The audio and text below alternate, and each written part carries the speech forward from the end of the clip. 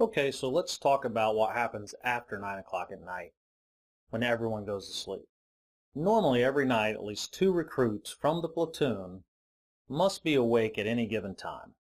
They patrol the barracks area, they watch for fires, clean the barracks, they watch for recruits attempting to leave the barracks area. They wake the next pair of recruits at the end of their 1-hour or 2-hour shift, and then it starts over again.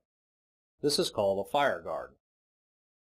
So not only is their day from 4:30 to 9, but they also have duty in the evening for an hour or 2 as a fire guard. The fire guard stems back to the days of wooden barracks and the wood-burning stoves. The fire guard would watch the stoves to make sure that the barracks would not catch fire. Since the open flames are not generally used to heat sleeping areas anymore in the present day, fire guards during basic training is more of an exercise in discipline and a practical necessity, although if the weather gets cold enough, some groups conducting overnight outdoor training will still use kerosene pot-belly stoves, and they'll have to have a fire guard up to watch that. So even in the modern day Army, you still normally have some guards that stay open, even in a normal unit, not just basic training. So the next is the charge of quarters, which we would normally call the CQ. This functions in somewhat a similar manner, but the CQ shifts rotate throughout the entire company, not just the platoon.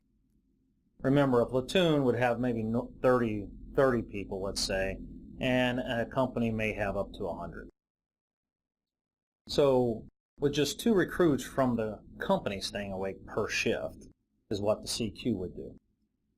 So the actual CQ is the drill sergeant a lot of times, and a pair of recruits who stay awake and are the runners for the drill sergeant, basically meaning that they perform tasks for and on behalf of the drill sergeant, whatever the commander or the drill sergeant needs.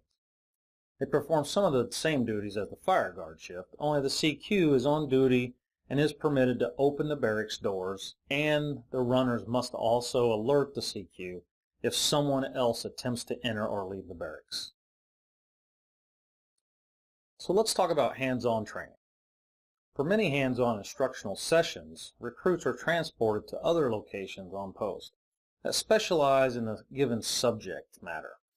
For instance, a class on the use of a claymore anti-personnel landmine is given at a location where a field is already set up, the appropriate props for the simulation, including fake claymores, and recruits can practice on classes that are also given in the use of an AT-4, which is an anti-tank weapon, shoulder-fired anti-tank missile launcher.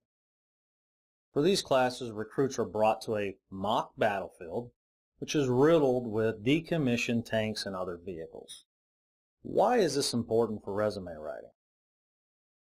When you work with a battlefield resume writer, or when you use the battlefield resume methodology, we also look at the battlefield as the vacancy announcement. So just like a mock battlefield, your mock battlefield is maybe an old vacancy announcement that you're going to practice on. Your real battlefield is the vacancy announcement that's being announced that you want to apply for right now. So just like your weapon, like the anti-tank weapon or the claymore weapon, you have to practice on a mock battlefield. Your resume is your weapon. The battlefield is the vacancy announcement. You have to make sure that you practice firing, tailoring, targeting your resume or weapon to that battlefield, to that vacancy announcement. You see how the association works? This is why this is a battlefield methodology.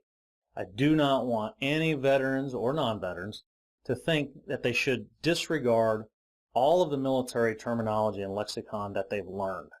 You must keep that discipline, the lexicon, the methodology, and utilize it. Just transfer it a little bit to the civilian workforce.